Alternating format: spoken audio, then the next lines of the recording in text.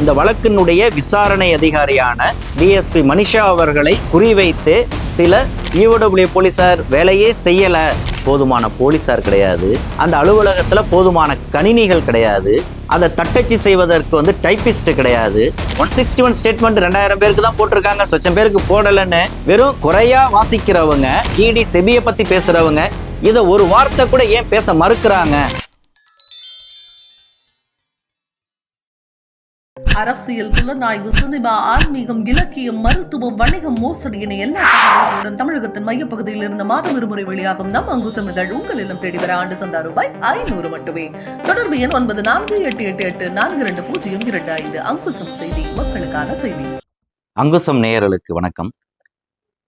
நியோமேக்ஸ் வழக்கு விவகாரத்துல கடந்த 21ஆம் தேதி நடைபெற்ற விசாரணையினுடைய தொடர்ச்சியாக ஏப்ரல் 25ஆம் தேதி இந்த வழக்கு மீண்டும் விசாரணைக்கு வர இருக்கு. மிக முக்கியமா இந்த கட்டத்துல 3 முக்கிய விவகாரங்கள் குறித்து நீதிமன்றம் ஒரு தெளிவான முடிவை எடுக்க வேண்டும் அப்படிங்கிறது தான் பாதிக்கப்பட்ட முதலீட்டாளர்கள் மத்தியில் இருக்கக்கூடிய ஒரு ஏக்கமாகவும் கவலையாகவும் இருக்கு. ஒண்ணு, ஏற்கனவே சொன்ன மாதிரி நிலத்தினுடைய மதிப்பை நிர்ணயம் செய்வதற்கான கமிட்டி அமைப்பது குறித்து ஒரு தீர்க்கமான முடிவை எடுத்தாகணும். 2வது, நியோமேக்ஸ் நிறுவன தரப்பில் கடந்த 21ஆம் தேதி புதுசாக கொண்டு வரப்பட்ட ஒரு கோரிக்கையின் அடிப்படையில புகார்தாரர்களினுடைய நம்பகத்தன்மையை உறுதிப்படுத்தும் வகையில் ஒரு கிளைம் கமிட்டி அமைப்பது குறித்தும் நீதிமன்றம் ஒரு முடிவு எடுத்தாகணும். அது நம்பகத்தன்மையை மட்டும் உறுதிப்படுத்துவதற்கான கமிட்டியா அல்லது அவர்களுடைய கிளைம் எவ்வளவு அப்படிங்கிறத தீர்மானிக்கிறதுக்கான கமிட்டியாங்கிறத பத்தி நியோமேக்ஸ் தரப்பில் வாதாடின அந்த வழக்கறிஞர்கள் தெளிவாக அதை குறிப்பிடல. இது கிளைம் கமிட்டியாக அமைக்கணும் அப்படிங்கிற ஒரு வாதம் எழுந்ததுன்னு சொன்னா அந்த கிளைம் தொகை மெச்சூரிட்டியோட கிடைக்குமா இல்ல அசல் மட்டும் கிடைக்குமா, இது வரைக்கும் வாங்கின அந்த பெனிஃபிட் எல்லாமே, வட்டிகள் எல்லாமே கழிக்கப்படுமா அப்படிங்கிறதெல்லாம் பல்வேறு குழப்பங்களை கொண்டதாக இருக்கு. அது நீதியரசர் சொன்ன மாதிரி அதெல்லாம் பிறகு பார்ப்போம், முதல்ல நிலத்தினுடைய மதிப்பை முதல்ல நிர்ணயம் செய்வோம், அதற்கான ஒரு கமிட்டியை அரேஞ்ச் பண்ணி அந்த வேலையை கொண்டு போவோம் அப்படிங்கிறத சொன்னாரு. நியோமேக்ஸ் தரப்புல இந்த கமிட்டியை இப்போவே நீங்க அமைச்சிட்டீங்கன்னா ரெண்டையும் பேரலா கொண்டு போகலாம் அப்படிங்கிற ஒரு வாதத்தை முன் வச்சிருக்கிறாங்க. அப்ப அந்த வகையில இந்த நிலத்தினுடைய மதிப்பை நிர்ணயம் செய்வதற்கான கமிட்டி குறித்தும் இந்த நியோமேக்ஸ் தரப்புல முன்வைத்தது போல புகார்தாரர்களுடைய நம்பகத்தன்மை மற்றும் கிளைம் குறித்து முடிவெடுப்பதற்கான கமிட்டி அமைப்பது குறித்தும் ஒரு தீர்க்கமான முடிவை, ஒரு தெளிவான முடிவை எடுத்தாதான் இந்த வழக்கு அடுத்த கட்டத்துக்கு நகரும் அப்படிங்கிறது தான் யதார்த்தமா இருக்கு. ஏன்னா அடுத்து கோடை விடுமுறை வருது, நீதிமன்றத்துக்கு ஏறத்தாழ 1 மாதம் விடுமுறை அளிக்கப்படும். அப்ப அதற்கு முன்னதாகவே இந்த கமிட்டி குறித்து ஒரு முடிவு எடுத்துட்டா அந்த கமிட்டி அந்த விடுமுறை நாள்ல அதனுடைய வேலையை செய்வதற்கு எளிதாக இருக்கும். திரும்ப கோடை விடுமுறை முடிந்து நீதிமன்றம் திறக்கும் பொழுது இந்த வழக்கு விசாரணைக்கு அடுத்த கட்டத்துக்கு செல்வதற்கு ஏதுவாக இருக்கும். இல்லைன்னா தேவையில்லாத ஒரு கால விரயம் அப்படிங்கிறது ஏற்படும் அப்படிங்கிற ஒரு சூழல்ல தான் இந்த வழக்கினுடைய விசாரணை ஒரு எதிர்பார்ப்பை கூட்டியிருக்கு.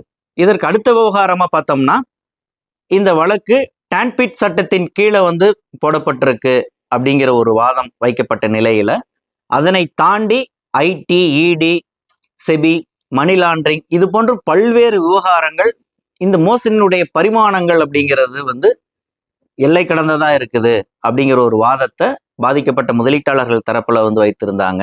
அப்ப அதை கணக்கில் எடுத்துக்கிட்டு தான் ஐடி, இடியையும் இந்த வழக்குல சேர்த்திருக்காங்க, அவங்களுடைய கருத்துக்களை கேட்டிருக்கிறாங்க.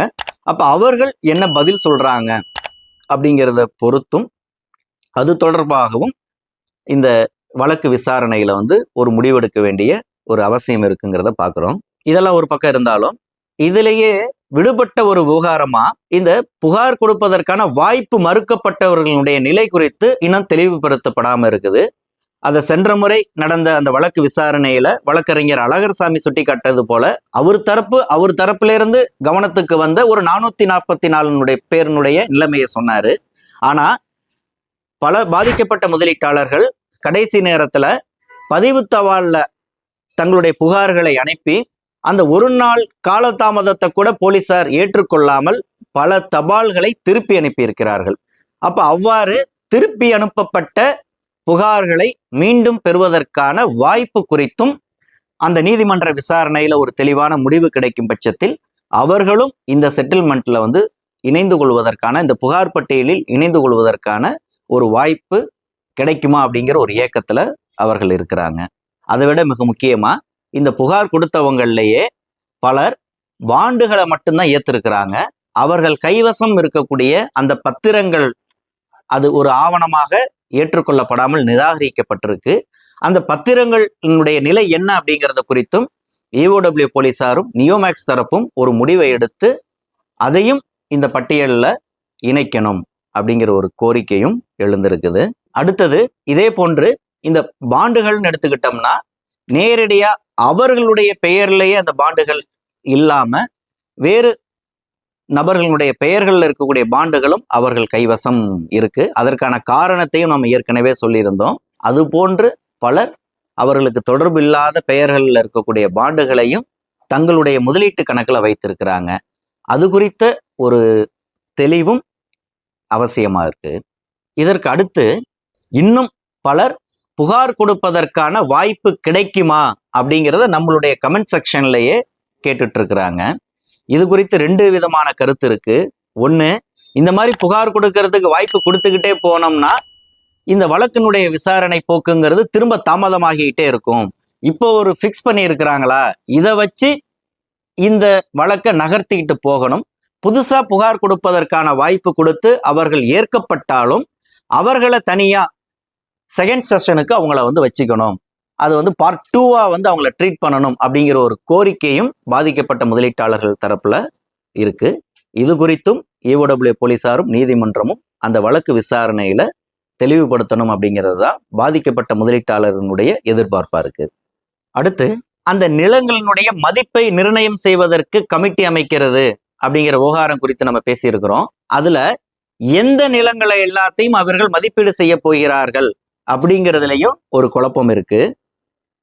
நியோமேக்ஸ் தன்னுடைய கைவசம் 5 கோடி சதுர அடி நிலம் இருக்குன்னு வாயில தான் சொல்லிட்டு இருக்கிறாங்க. இதுவரைக்கும் அதை நீதிமன்றத்துல இந்த கிராமத்துல இந்த சர்வே நம்பர்ல இத்தனை ஏக்கர் இடம் இருப்பதாக இதுவரைக்கும் அப்படி ஒரு டீட்டெயில்டு ரிப்போர்ட் கொடுத்ததாக நம் கவனத்திற்கு வரல. இப்ப அந்த 5 கோடி சதுர அடி நிலம் இருக்குன்னு சொல்ற டீட்டெயிலை நிலத்திற்கான நிர்ணயத்தை மதிப்பீடு செய்யக்கூடிய கமிட்டி முன்பாக சமர்ப்பிக்கணும் அப்படிங்கிற ஒரு கோரிக்கை இருக்குது. அடுத்தது EOW போலீசார் இதுவரைக்கும் அட்டாச் செய்தது மட்டும் கிடையாது, அவர்கள் ஐடென்டிஃபை பண்ண நிலங்களையும் இந்த கணக்குல சேர்க்கணும். இடி அட்டாச் செய்த நிலங்களையும் இந்த கணக்குல சேர்க்கணும். அடுத்தது முதலீட்டாளர்கள் பலர் பல்வேறு நீதிமன்ற வழக்குகளின் வாயிலாக இதெல்லாம் நியோமேக்ஸுக்கு சொந்தமான நிலம் அப்படின்னு சொல்லி அவர்கள் சில நிலங்களை அடையாளப்படுத்தி இருக்கிறாங்க. அந்த நிலங்களையும் இந்த கமிட்டிக்கு முன்பாக சமர்ப்பிக்கப்படணும். அடுத்து மிக முக்கியமா கடந்த ஏப்ரல் 7ஆம் தேதி நடைபெற்ற அந்த விசாரணையில சோலைசாமி அவர்கள் குறுக்கிட்டு சொல்லும் பொழுது பல நிலங்களை அவங்க என்ன அட்டாச் பண்ணல அப்படின்னு சொல்லும்போது அப்ப நியோமேக்ஸ் நிறுவனத்தின் சர்வே நம்பர் என்ன அப்படின்னு சொல்லி ஓப்பன் கோர்ட்லயே கேட்டாரு. அது தொடர்பாக 3 வழக்குகள் பதிவு செய்யப்பட்டதா சொன்னோன்னே அந்த ரிட் மனுக்களுடைய எண்களை சொல்லுங்க, அதுல நீங்க சொல்லியிருக்கக்கூடிய சர்வே நம்பர்களை நீங்க கணக்கில் எடுத்துங்கன்னு சொல்லியிருந்தாங்க. அதுபோல உங்களுக்கு தெரிந்து நியோமேக்ஸ் தொடர்பான நிலங்கள் ஏதேனும் அடையாளம் காணப்பட்டிருந்தால் அதை நீங்க எனக்கு மெமோவா கொடுங்க, நான் அந்த வழக்குல சேர்த்துக்கிறேன் அப்படின்னு சொல்லியிருந்தாரு. அது போன்றது ஒரு வாய்ப்பை பாதிக்கப்பட்ட முதலீட்டாளர்கள் தரப்பில், அதாவது இப்போதைக்கு யாரெல்லாம் வழக்கு தொடுத்திருக்கிறாங்களோ அவர்களுடைய அட்வொகேட் கவுன்சில் வழியாக நீதிமன்றத்தினுடைய கவனத்திற்கு அந்த சர்வே நம்பர்கள் எல்லாமே கொண்டு செல்லப்படணும். அவை எல்லாமே இந்த நிலத்தினுடைய மதிப்பை நிர்ணயம் செய்யக்கூடிய அந்த வழிகாட்டி குழுவின் வசம் ஒப்படைக்கப்படணும். அவற்றுக்கும் சேர்த்து அந்த மதிப்பு நிர்ணயம் செய்யப்படணும். அப்பதான் செட்டில்மெண்ட்டுக்கு அது ஈஸியா இருக்கும் அப்படிங்கிற ஒரு வாதத்தை பாதிக்கப்பட்ட முதலீட்டாளர்கள் தரப்புல முன்வைக்கிறாங்க. அடுத்தது நீதிமன்றத்துல தெளிவுபடுத்தப்பட வேண்டிய விஷயங்கள்னு நம்ம இதுவரைக்கும் பேசணும். இதற்கு அப்பால இந்த நீதிமன்றத்துக்கு வெளியே பாதிக்கப்பட்ட முதலீட்டாளர்கள் தரப்புல பல்வேறு குழப்பங்கள் இன்னைக்கு நிலவிட்டு இருக்குது.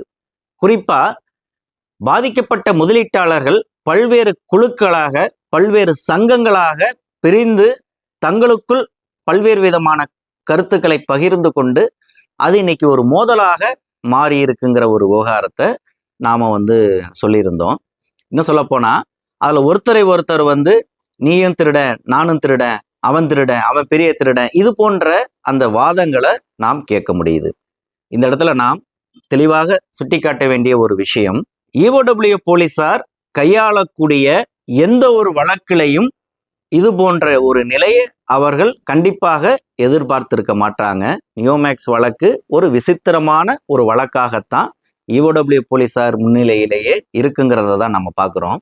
குறிப்பா இப்ப பிரணவ் ஜுவலை வழக்கு, இது போன்ற பல்வேறு வழக்குகள்ல சங்கங்கள் இருக்கு. ஆனா அவர்கள் எல்லாமே பாதிக்கப்பட்ட முதலீட்டாளர்கள் அப்படிங்கிற வகையில ஒரு சங்கமாகத்தான் இருக்கிறாங்க. ஆனா இந்த நியோமேக்ஸ் வழக்குல எடுத்துக்கிட்டீங்கன்னா பல்வேறு சங்கங்கள், பல்வேறு பிரிவுகள், பல்வேறு குழுக்கள், அவரவர்களுக்கும் ஒரு நோக்கம், அவரவர்களுக்கு ஒரு தீர்வை முன்வைத்து இதை நகர்த்திட்டு போறாங்க. இந்த இடத்துல நாம் சொல்ல வேண்டியது, பாதிக்கப்பட்ட முதலீட்டாளர்கள் EOW போலீசாரையும் நீதிமன்றத்தையும் சார்ந்து அதனுடைய நடவடிக்கைகளை சார்ந்து இயங்குவதுதான் பொருத்தமானதாக இருக்க முடியும். குறிப்பா ஏஜெண்டுகளை நம்பி எப்படி ஏமாந்து இந்த நியோமேக்ஸ் அப்படிங்கிற வலையில விழுந்தார்களோ அதுபோல மீண்டும் அது போன்ற ஏஜெண்டுகளை நம்பி மீண்டும் மோசம் போகாமல் அவர்கள் விழிப்புணர்வோடு இருக்க வேண்டும் அப்படிங்கிறத தான் இந்த விவகாரங்கள் நமக்கு சுட்டி காட்டுது.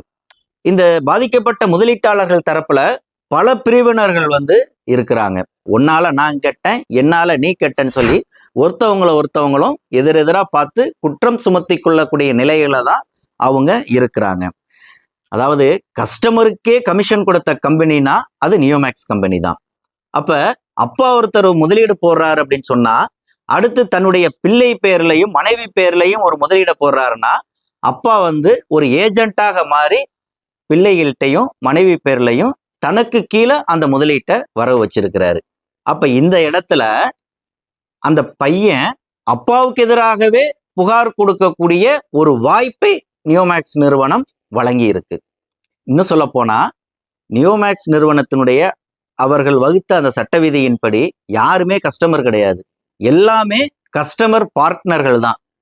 அப்ப நியோமேக்ஸ் இந்த நிறுவன விவகாரத்துல மட்டும் நான் பாதிக்கப்பட்ட முதலீட்டாளர்னு யாருமே சொல்லிட முடியாது. நியோமேக்ஸ் ஒரு வாதத்தை முன்வைத்தால் நீங்களும் என்னுடைய பார்ட்னர் தான் அப்படின்னு சொன்னா கடைசி நிலையில இருக்கக்கூடிய கஸ்டமரும் குற்றவாளியாக ஆக்கக்கூடிய ஒரு நிலைமை தான் இந்த வழக்கு விவகாரத்துல இருக்கு. இது ஒரு சிக்கலான பிரச்சனை.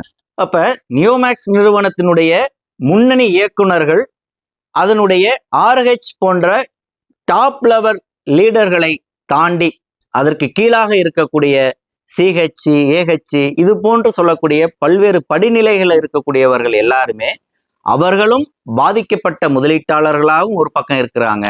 அவர் ஒரு 100 பேர்த்திட்ட பணம் வசூலிச்சிருந்தாருன்னா அந்த 100 பேரை ஏமாத்தின நபராகவும் அவர் இருக்கிறாருங்கிறது தான் இந்த வழக்குல இருக்கக்கூடிய ஒரு சிக்கலான பிரச்சனை. அடுத்து அந்த பாதிக்கப்பட்ட முதலீட்டாளர்களை நீங்க எடுத்துக்கிட்டீங்கன்னா அதுல பல வகை பிரிவினர்கள் இருக்கிறாங்க. இப்ப அரசுல முக்கியமான பதவிகள்ல இருக்கக்கூடிய அதிகாரிகள் பலரும் நியோமேக்ஸ் நிறுவனத்துல முதலீடு போட்டிருக்கிறாங்க. பெரும் புள்ளிகள் ரியல் எஸ்டேட்ல கோலோச்சக்கூடிய பெரும் புள்ளிகள் பலர் பல கோடிகள்ல முதலீடு போட்டிருக்கிறாங்க. அதே போல ஓய்வு பெற்ற அரசு அதிகாரிகள், நீதிபதிகள், இது போன்று பல்வேறு அரசு பொதுத்துறையை சார்ந்த ஓய்வு பெற்றவர்கள் பலர் இதுல முதலீடு போட்டிருக்கிறாங்க. குறிப்பா ரிட்டையர்டு பேங்க் மேனேஜர்ஸ் பலர் இதுல அவங்களுடைய ரிட்டையர்மெண்ட் பெனிஃபிட்ஸ் எல்லாத்தையுமே இதுல கொட்டி இருக்கிறாங்க. சாமானியர்கள் அவர்களுடைய நகையை சொத்தை அடமான வைத்து, இன்னும் சொல்ல போனா சிலர் நகையெல்லாம் வித்து இதுல முதலீடு, அந்த அளவுக்கு அவர்கள் மூல செலவு செய்திருக்கிறாருங்கிறதை நம்ம சொல்லி இருக்கிறோம். அப்ப அது போன்ற ஒரு துணிச்சலான முடிவு எடுத்தவர்கள்லாம் இன்னைக்கு வாங்கின கடனுக்கு EMI கட்ட முடியாம அடுத்த வேலை சோற்றுக்கு வழி இல்லாம திண்டாடிக்கிட்டு இருக்கிறாங்க. அப்போ 1 லட்சம் போட்டவனும் இருக்கிறான், கோடிகள்ல முதலீடு போட்டவனும் இருக்கிறான். அப்ப அவர்களுடைய அந்த வாழ்க்கை சூழலுக்கு ஏற்ப எல்லாருமே பாதிக்கப்பட்டிருக்கிறாங்க. அப்ப அவர்களுடைய அந்த படிநிலைக்கு ஏற்பதான் அவர்களுடைய அடுத்த கட்ட வழிமுறைகளை அவர்கள் பின்பற்றுறாங்க. என்ன சொல்ல போனா இதுல பலர் புகாருக்கே இன்னும் வராம இருக்கிறாங்க அப்படின்னு சொல்றாங்க. அடுத்தது புகார்னு போனோம்னா செட்டில்மெண்ட் கிடைக்காது, நியோமேக்ஸ் நம்மளை பழி வாங்கிறோம் அப்படின்னு நியோமேக்ஸ் நிறுவனத்தினுடைய அந்த மிரட்டலுக்கு பணிந்தும் பலர் இன்னும் புகார் கொடுக்காம இருக்காங்க. இன்னும் பலர் ஏஜென்ட்டுகளை நம்பி புகார் கொடுக்காம இருக்கிறாங்க.